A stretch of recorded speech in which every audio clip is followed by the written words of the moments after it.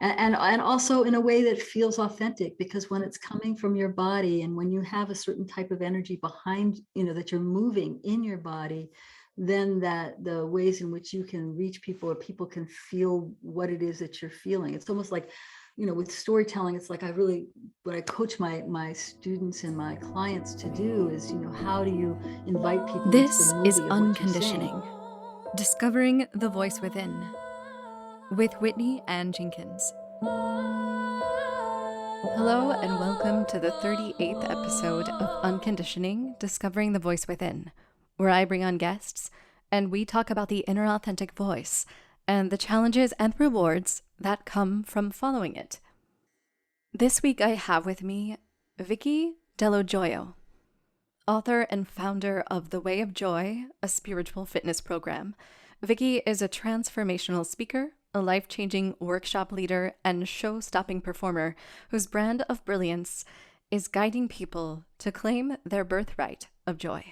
She was inducted into the Women's Martial Artists Hall of Fame for her 40-plus years experience teaching Qigong and Qi practice. She teaches appreciative audiences to embody these lessons in their very selves, so the transformation stays with them for life. Vicki is also a coach in helping people to tell their story in the most authentic way.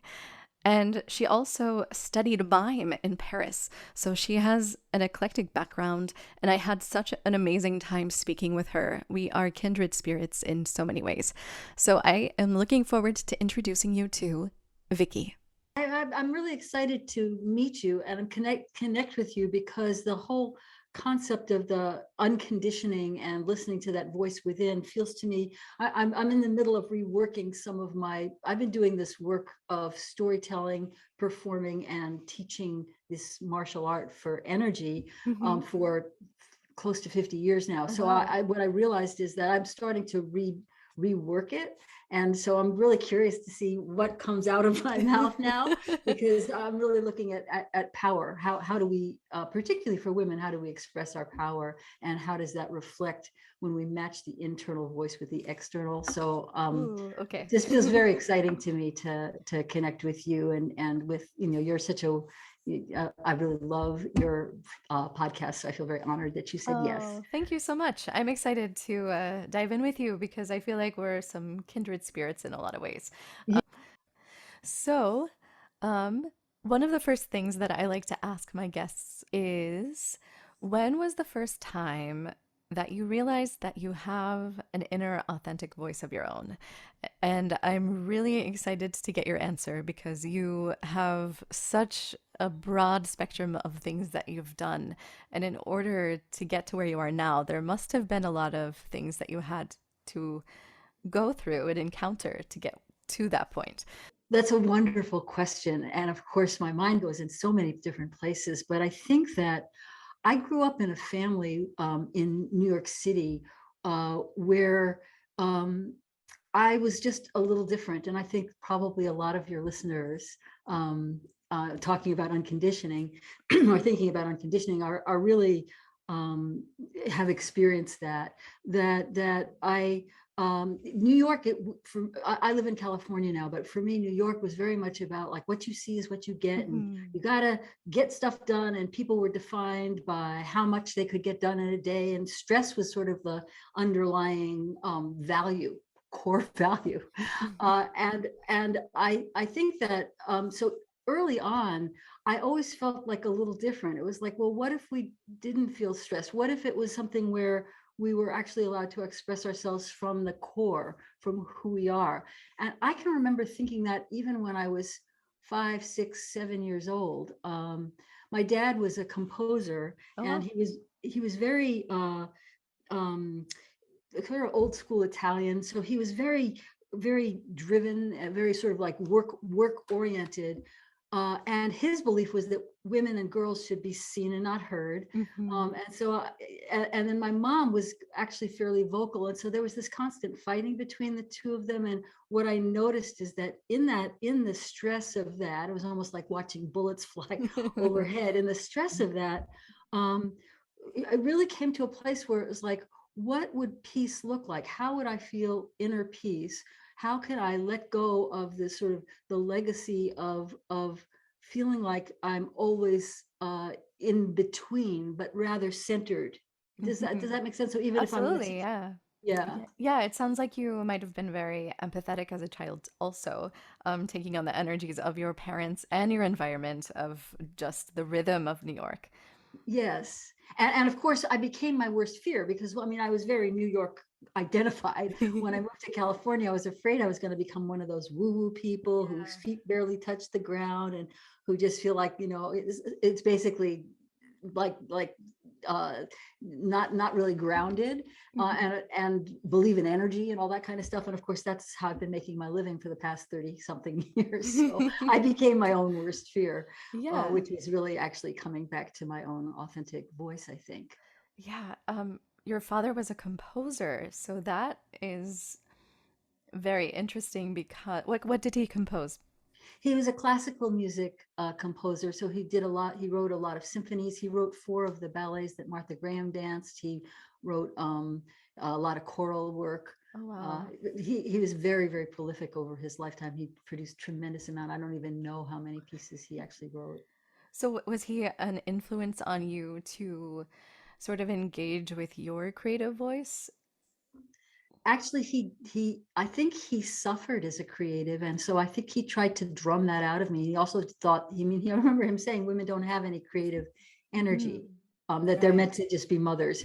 And so that was so I although I feel like I have inherited in just in my DNA part of that part that, I mean, I feel very aligned in a way because he was very much of a, he did his own thing, and I'm somebody who's done that too. In fact, he had disowned me when I was younger, and when we reconnected after towards the end of his life, and we were having some deep conversations, he was like, well, you don't have any talent, you don't this, you don't that. And I realized as I started to come to my own center, and I sort of was responding to him from a place of open curiosity as opposed to defending who I am, that I really feel like I what I told him is that I feel like I'm like you because you are somebody.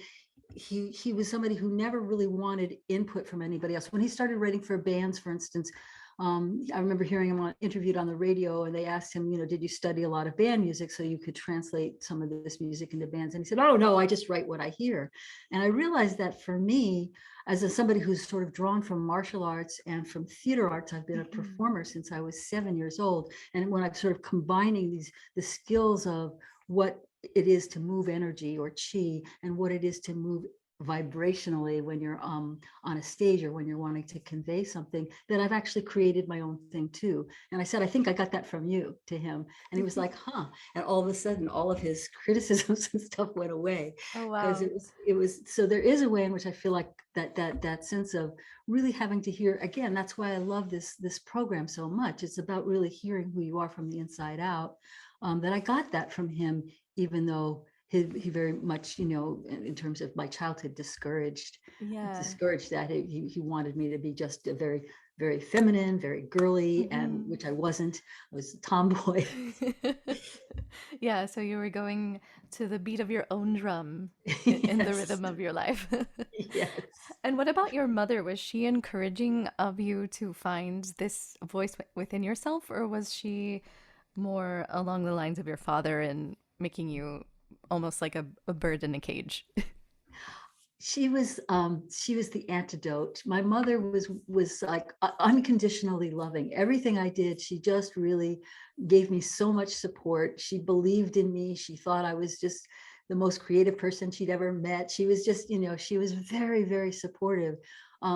When she was still married to my dad, I think she was more cowed by him, and Mm, she was 11 years younger than him, and there were a lot of things going on there. But as when she separated and as she aged, she became my very best fan. Oh. Yeah, so I was very blessed. So on the one hand, I had this very negative voice on the, it's the angel and the devil, one on each shoulder. I actually had that as parents. Oh, well, I think you were very fortunate to have that. I was. Yeah.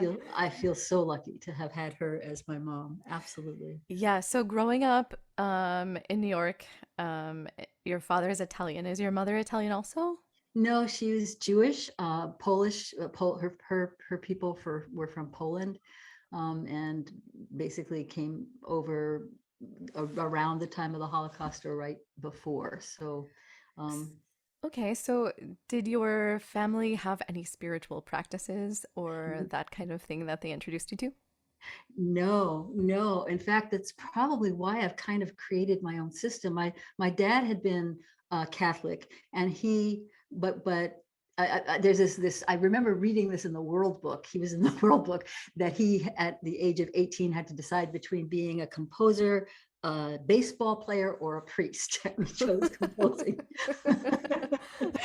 So by the time I was born, he called himself an atheist. My mom was more of agnostic, more kind of open to, well, maybe there's something there. And as Hmm. she was dying, when I was with her when she was dying, she really landed in a place of absolute love. It was just really what the only thing that mattered to her Oh, was love, which feels like a very spiritual place to land. But so I grew up without anything, but I was always fascinated by ritual and rite and temples and churches and mosques. And I was always really drawn to these places where religion happened. And at the same time, I didn't feel myself there. So yeah. spirituality and the development of my spirituality really came through my practice of Qigong, which is a Chinese martial art for healing. And for me, it's a very broad. Qigong is a very broad word. It covers a lot of different territory. But for me, it's a spiritual practice. It's a way to align my wisdom or the Yeah. guidance that I might have with my heart and then with my actions. Okay. And so you said you began performing when you were 7. Yeah.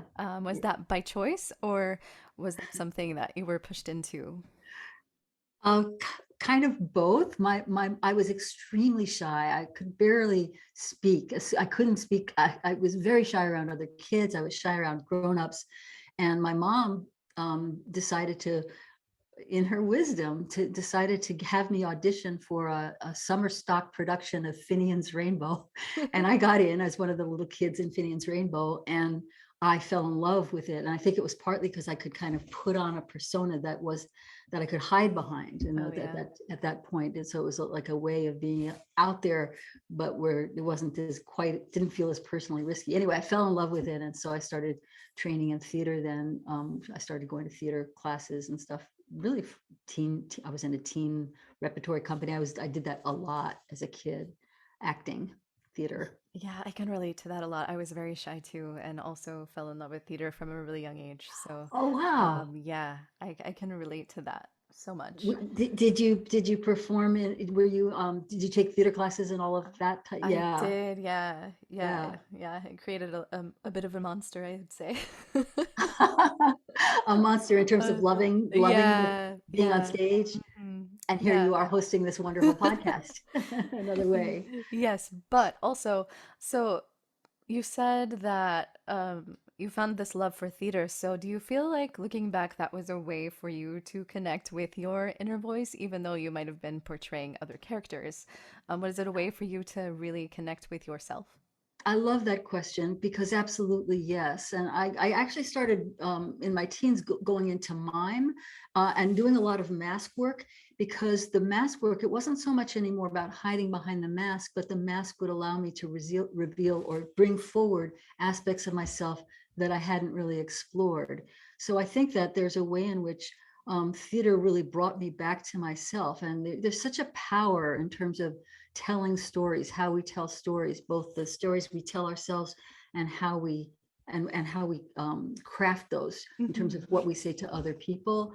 So I think that theater was a way of sort of dropping away the because really the shyness and the hiding was also not authentic. That was just fear, right? The Right. fear that I wouldn't be accepted.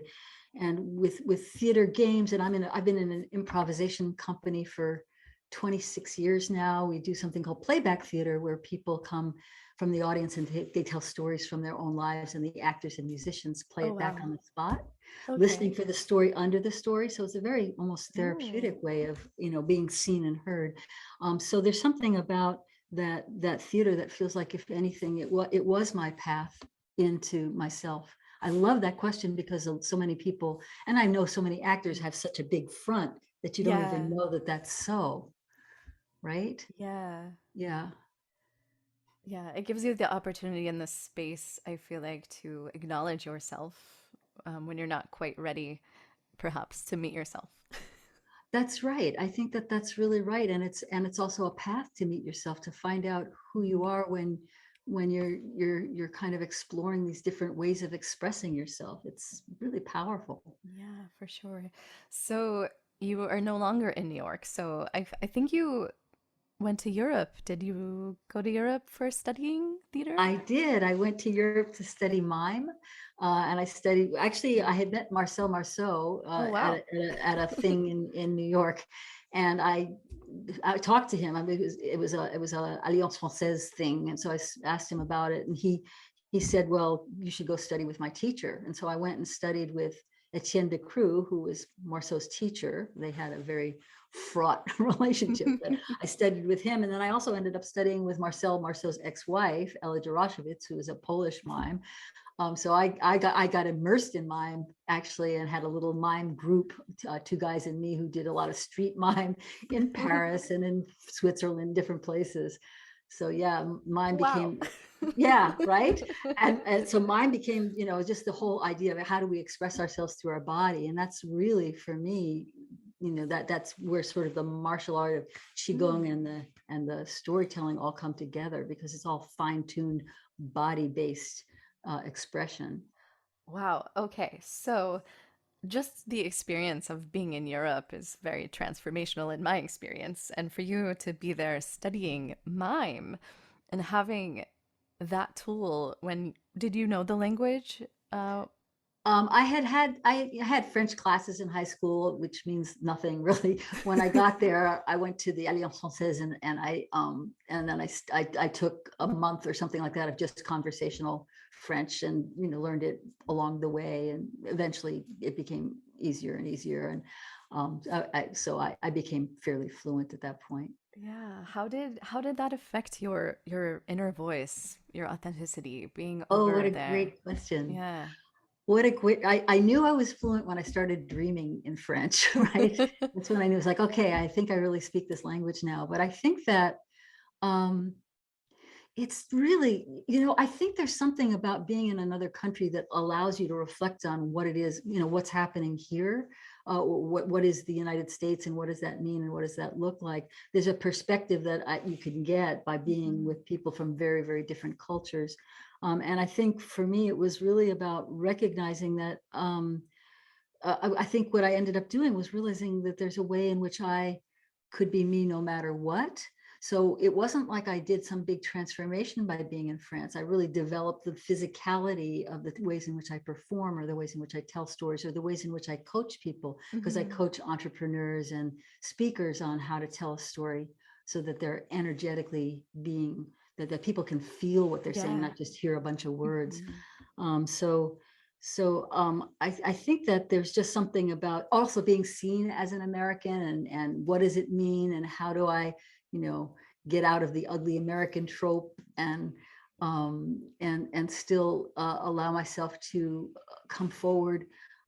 So I think that there's a way in which I trusted myself more. By the time I came back from Europe, I actually came back. I worked for a while to earn more money to go back and study some Mhm. more. Yeah. Um, and I think that it was actually something that helped me own myself on a whole other level. You sound like you've been to Europe too, or is that Yeah. right? Is that what your Yeah. experience was? I feel like it allowed me to tap into my intuition a little more just because I didn't have all of the normal tools that I had to communicate or even be present that I was used to because I was completely out of my element. Right. Yeah. And then when when you don't really know the language, then what are the other signals that you're reading? Right. How are you reading people energetically, and what Exactly. is their body language saying? And So then to incorporate mime into that too is pretty fascinating. Yeah. So, so have you found that the mime work has given you more of an insight into body language and emotional intelligence on a different level than? put it this way, I learned through doing mime and doing these physicalized practices, which were highly disciplined and very, very um, fine-tuned, right? Very fine-tuned in terms of how you move your hand or how you cock your head or any of these things. Mm, Um, that it does it basically it then observing how do different people walk, or how do different people speak, or who uses their hands and who doesn't, and if you don't use your hands, how's it coming through your body in other ways, or how does that sense of how do we read one another. And that's partly an energetic thing, and it's partly just sort of data that you're gathering in your brain from watching how somebody is responding. That I think that it does bring you to a place where you're really able to to read people in a different way. And then also, as somebody who performs or who tells stories or who wants to sort of embody different characters or different emotional states of being, mhm, where does that resonate? So if I'm in a situation where I'm talking about being really scared, and then my shoulders go up and my chest goes back a little bit, or if I'm talking about being very aggressive and I lean forward and my head is forward, so things like that, where I start to notice, and have read that in people and then start to embody it. Does that answer your question? yeah, yeah, absolutely. Definitely gave you a tool to add to your toolbox, in Exactly. order to be able to portray stories in an effective way. Yes, yes, yes.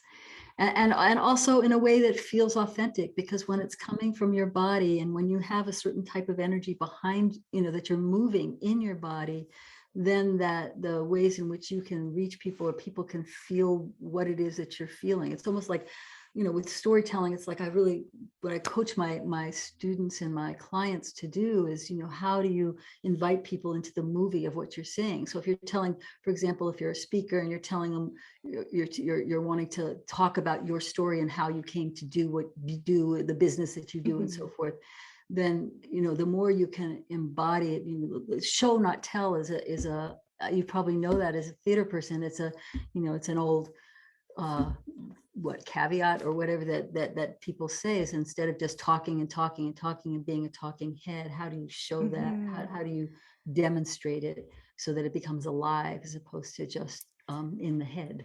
Yeah. And at what point did you incorporate the martial arts into your life? I started doing, it's interesting, I started doing Tai Chi Chuan when I was 17 years old.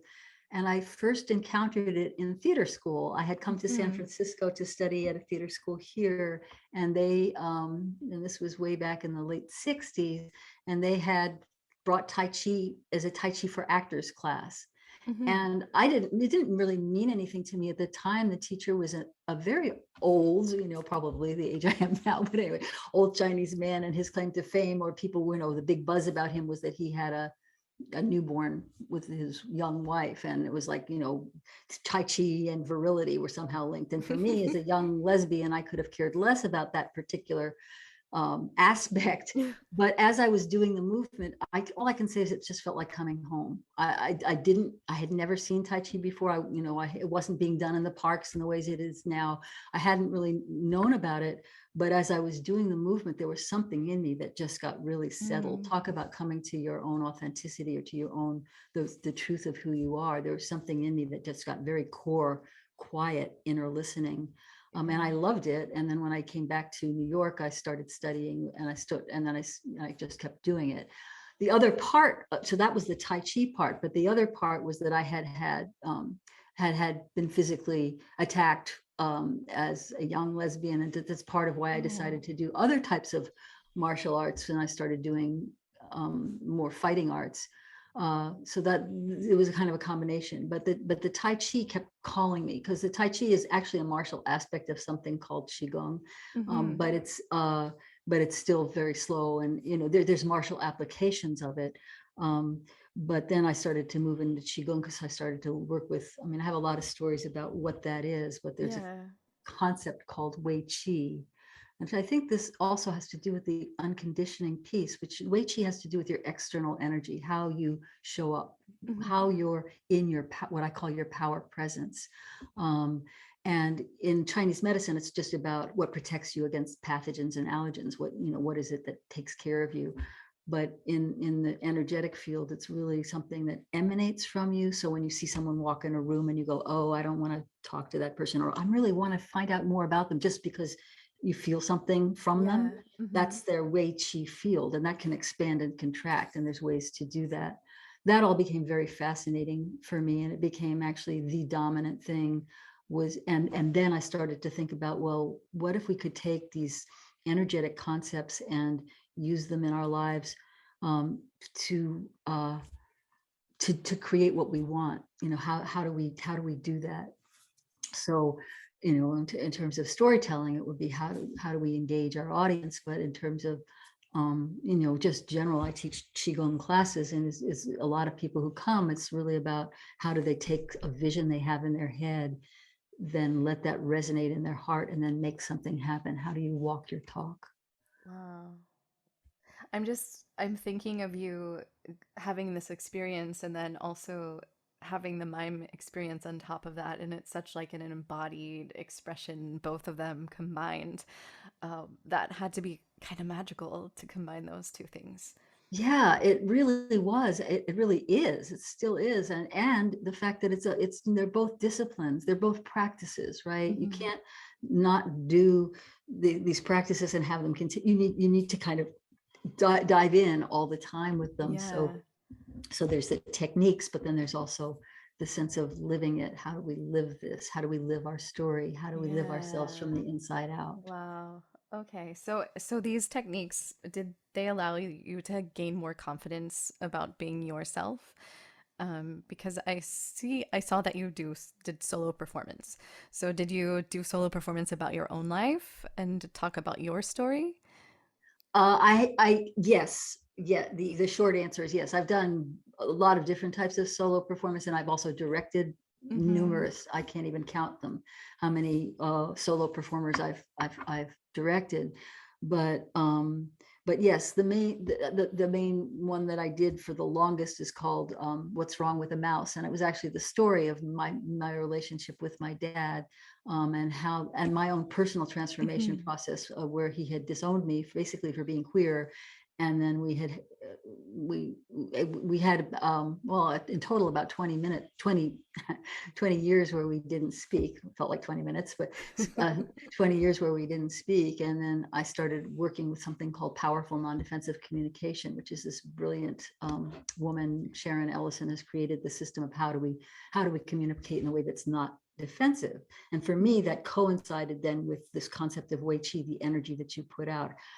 How do you speak in a way that you're really owning your power presence?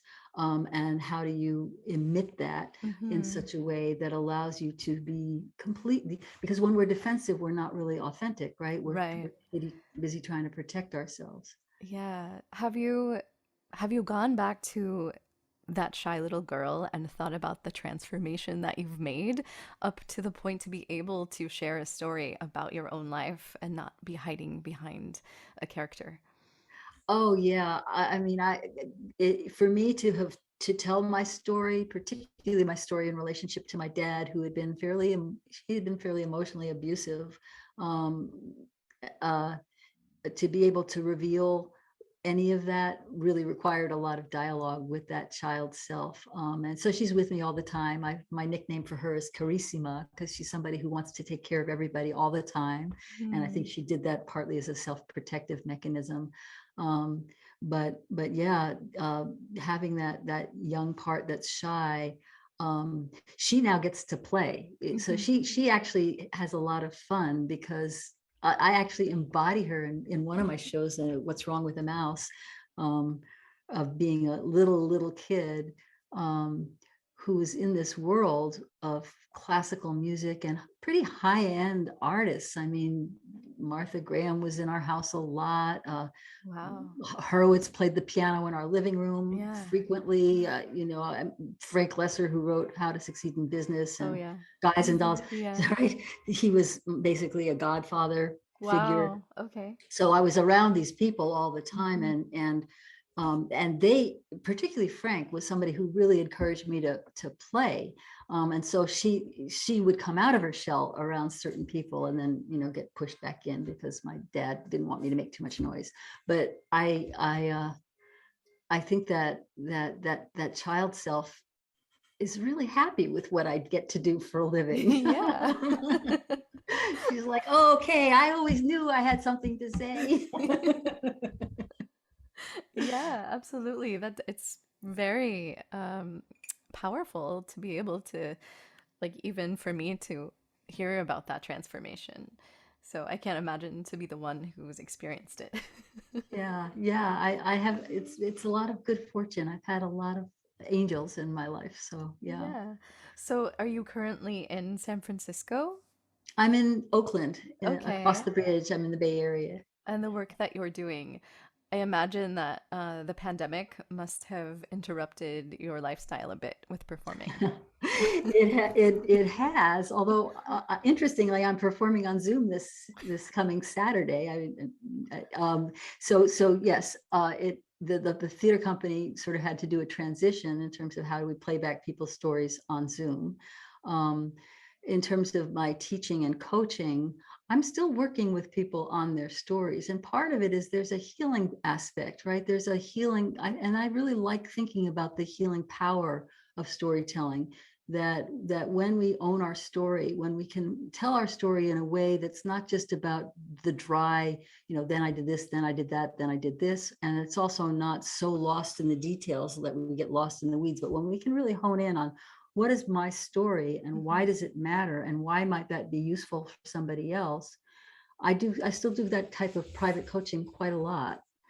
um, and some of the classes that I was teaching on storytelling, I love doing live, and so I've done some of them online, and I'm starting to do them again by sort of popular demand. Hmm. But it's a little harder because I really like to have create a good safe space for people to take risks to tell the real story behind their story.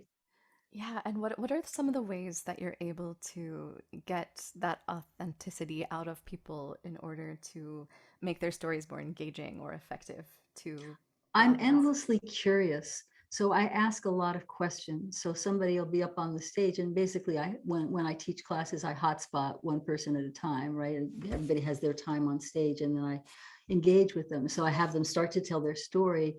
And then when I see a certain emotion or a certain energy come through, I say, stay with that. And I have them stay with it so something more comes out. And then I'll just ask them, or I'll dialogue with them in whatever character or aspect that they're wanting to tell, and then the shaping comes after that. But basically it's an excavation process. Hmm. And all I can really say is that my main technique is questions, curious questions. What made you do that? Or what were you thinking when you said that? Or what was behind that? Or what do you think he was thinking then? Just questions, that then helps elicit more of the story. So I think that people want to tell their story. It's just they don't necessarily know how, or they don't necessarily know what's interesting or what isn't. And so Yeah. that I can help with that. For some reason, I have just this, it's a talent, right? It feels like something I just came in with, because it's effortless for me. But Hmm. people always say, how do you do that? And they learn so much from watching me direct or coach people. And I'm so glad, because it's having people come out and shine is, there's no greater joy for me. No greater joy. Yeah. Well, you also have to be really in touch with your own self and your own voice and your own authenticity to be able to recognize it in others, I feel like. Oh, thank you for saying that. I like to think that that's true. I certainly have further to go. I always have further to go, but I have done a lot of work, inner work on myself over these years. It matters. I wanted to be healthy and happy. Hmm. So. Yeah, since you've been in this business for a while, what are some of the biggest transformations that you've seen as a collective as people are telling their stories? Wow, that's a big question. I think that I keep thinking of this one person that I had who was a speaker and storyteller, and she said she used to be so bored by her own story, and now she can't wait to tell it. That feels really important to me, that there's joy for her in the process. Um, Others, I mean, there's certainly speakers who've, increased their sales or drawn more clients to them, that kind of thing, which is very, very good. I don't mean to underplay it, but the healing piece of it, I'm just sort of thinking about one person who had a very hard, painful experience in her past, where she had basically, her creativity had gotten kind of leveled, right? She had gotten this very negative experience, and everything flattened for her, and she kind of became numb for years. And in telling of her story and in acting out what had happened and how she navigated it and how she said she was like, her body was out there and she was moving it like a puppet, but internally that she was having this totally different experience. And as she acted that out, I could watch that the integration was actually happening, that she and this external sense became one, and her ability to talk about it just got bigger and bigger. It was amazing. So it was not just healing for her. I think it was healing for anybody who has felt injured or harmed um, by attack on creativity. Hmm.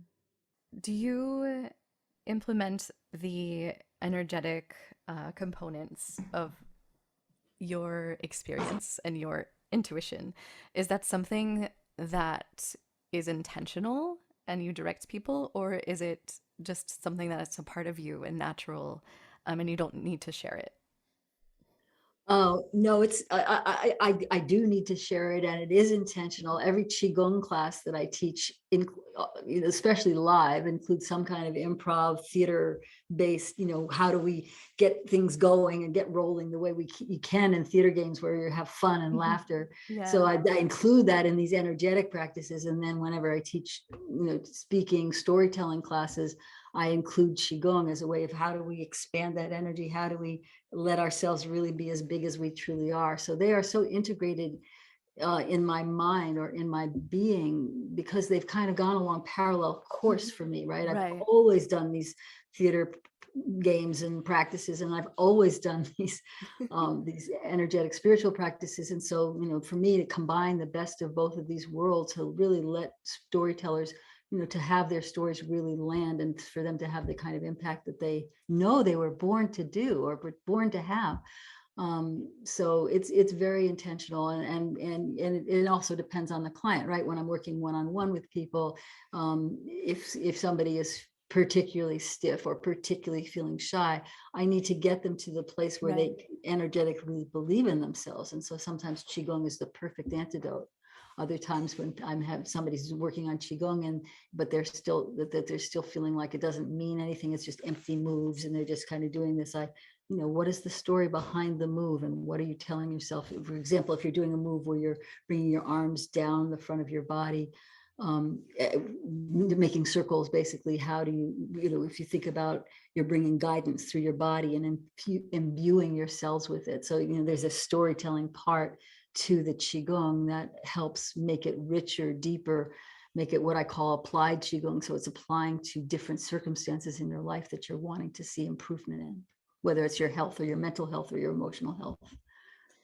Yeah. Have you found resistance within adding those Qigong techniques, especially in more corporate or business scenarios?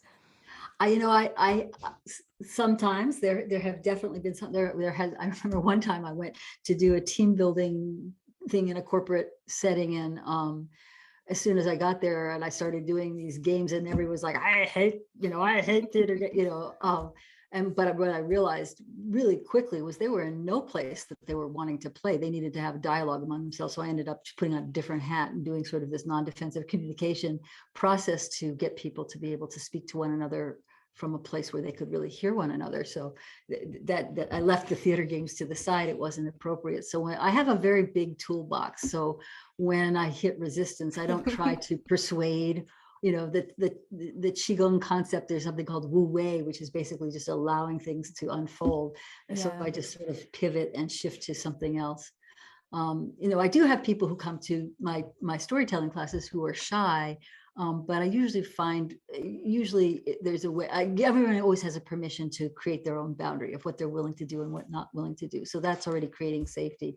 But then, as you know, I usually am able to kind of encourage people and to see that nothing terrible will happen and they're supported along the way. So yeah, you're probably also able to access that little girl again and remember what it felt like. Yeah. Empathic, right?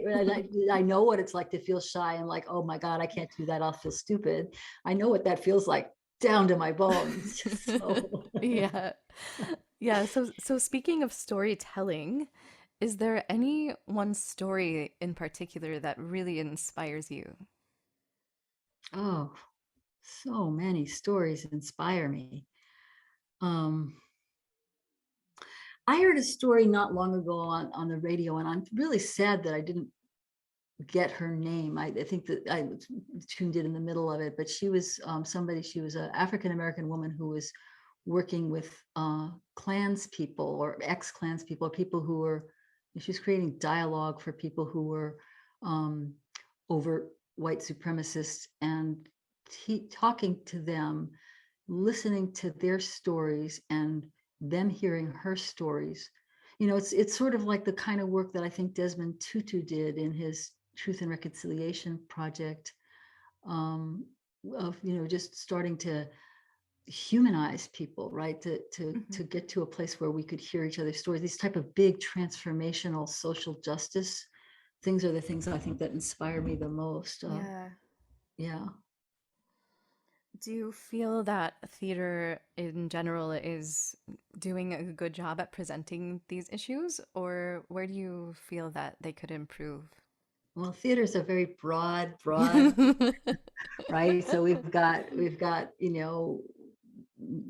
Oklahoma, and, old school musicals. We've got the new musicals like Come From Away, which is wonderful, transformative story.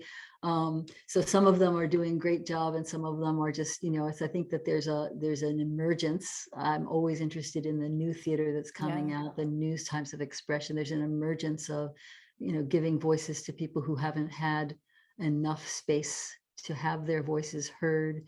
Love what's coming out from various companies of color, and but in general, as a good job. Not particularly. I think there's a lot of old school holdback that's not allowing for the type of evolution that I feel is happening on the planet, right? We've kind of got this on the planet. There's evolution of consciousness happening on one hand, and on the other hand, there's almost a devolution of like, clinging to old ways that are harmful. So so I know that's a kind of big place to go. It seems that there's an interesting kind of chance and movement with the recognition of like intimacy directors now coming onto sets, and with like just recognizing actors as humans and respecting them in that way. Yes. So, but on at the same time, they're asking actors to take risks that they've never taken before, right? Especially for intimacy scenes and making love and all of that kind of stuff. We're seeing things on screen that, certainly when I was younger was not even. I remember Our Dream of Jeannie was a big deal because she wasn't allowed to show her belly button. So I'm kind of curious actually about your opinion on the boundaries energetically of actors when they're put into those situations. I don't have much of an opinion because I haven't really experienced it or been in that particular field. But I always feel like boundaries, are essential for safety. And I want to be clear when I say boundaries. I have a book that I call The Way of Joy, which is basically based on my life work with the Qigong, and the central chapter is called Boundaries Dissolve Barriers. And so barriers are like, I won't do that, I can't, as opposed to this is not something that I choose to do at this time. I mean, there's different ways, right? There's Yeah. different energies between what's a barrier, putting up a wall, which is kind of like porcupine quills, and a boundary, which I think of as being, flexible, resilient, and Yeah. also, protective. So, I have no idea what it would be like to have to, take some of the risks, physical, vulnerability risks that actors take now. I mean, I take emotional risks, but that's, Mhm. I always want to respect that. And it really also depends on what's the motivator behind Yeah. it. Which I think, I've heard a lot of actors say, it's like they'll take off their clothes if it really moves the thing forward, but if it's not Right. really relevant, then why do that? Mhm. So As I long don't as know. yeah. I don't know. What do you think? Do you have an Yeah. opinion about it? I think it's really fascinating, especially how sometimes the relationship of characters can trickle into personal lives. And we're not really taught how to separate those things. We're not Right. given like tools to be like, okay, the show's over, go back to your life. There's Right. not a way in which we were taught to be able to separate those two worlds. So, It's so yeah. true. Yeah, it's so Yeah. true. It's something I think to learn, right? To study, to explore. Yeah. So I think there's a chance for that kind of direction to come into the scene, if we allow that to happen. I think that would be really healthy, right? It would be a really healthy way to explore these more delicate situations, and to really allow people to, again, it's about coming right back to you, right back to the Hmm. authenticity, to Right. the Hmm. right, as opposed to just doing something because you're told to, or because, yeah, where do those transitions happen, and how do you actually articulate them and clarify them so people know where they are? Hmm. Especially because actors feel, I think they feel pressured to just say yes to most things, even if they're uncomfortable, just because that's the way things have always Certainly been. in traditional theater, for sure. I mean, I think that's part of why I'm so drawn to doing non-traditional theater, Hmm. right? The storytelling, one woman Yeah. show, my theater company, which is, all based on deep sensitivity and deep Yeah. listening. That's the kind of thing I like to see, and it's the kind of thing I like to do. So, in terms of traditional theater, I took another Yeah. road I for can that see reason. why. Yeah. Partly for that reason, Mhm. I want to create my own. I want to create my own. Yeah. I love that. What does storytelling, what is, what does that mean to you as far as the ways in which that it can transform the world? I think that if people could really hear each other's stories and really be able to, I think it creates a culture of empathy. When you're able to hear stories, when you're able to feel your story is being heard, I think a lot of the urgency and the defensiveness and the aggression starts to dissipate. So I think of storytelling as a healing tool in any circumstance. It's sort of the basis for restorative justice. It's the basis for what, some of the shifts that happened in South Africa, which was so brave of Mandela. I mean, Mhm. I think that storytelling is, when it's storytelling, not whether it's a story that's about, that's a myth, or that's a fable, or whether it's a story about your life, that when we can start to really go into the depth of what our stories are and really hear one another, everything can shift. Yeah. Nothing can stay the same, because we have to drop our own prejudices, our own projections, or, it becomes just who you are with the mask off. Masks when we're all wearing them physically. Yeah. Yeah, I know, right? It's very different. It was interesting going to the farmer's market early on in the pandemic, and, everybody, of course, was masked, and just, which they still are, actually, Hmm. but, but there was a kindness that I Yeah. see, especially early on, which was surprising, that people's eye to eye contact, there was a kindness there, as opposed to, let's just rush and get my vegetables. Right. There's something that shifted. So it's been really interesting to have these, the bottom part of our faces those of us who are not wearing transparent masks, to have that happen, and then to kind of have our eyes be the main communicator, and the eyes are supposed to be the window of the soul. So Yeah, there's something very, I think it's a teaching that we can learn from. absolutely. Yeah. Yeah. So if people would like to find you and your work, or perhaps even work with you, where can we guide them to? Well, thank you for asking that. I think that if people are drawn, if people are interested in exploring their own story or doing some kind of storytelling presentation, or if they want to work on an energetic way in terms of how can they be present with power, I would recommend that one of the best ways to connect with me is just go on to yourpowerpresence.com and just set up a 20-minute talk, and I'd love to hear what your story is and what you want. Otherwise, Facebook, I have a group on Facebook called Energy Matters. It's a pretty robust group, so they could look that up. And then, of course, I have a website, which is my name, VickiDelloJoio.com. Excellent. Thank you so much for all of your amazing wisdom. I really enjoyed this conversation. And I usually ask one question to wrap up. And that question is, if your inner voice had a billboard, what would it say to the world? Own your power presence now. Perfect. Thank you so much. It's a delight to meet you, Whitney, and to have this. Thank you so much for joining me this week. If you're listening and you like what you hear, please consider subscribing and rating this podcast, as it really helps get this podcast out to other people who might be interested in hearing it but don't know about it yet.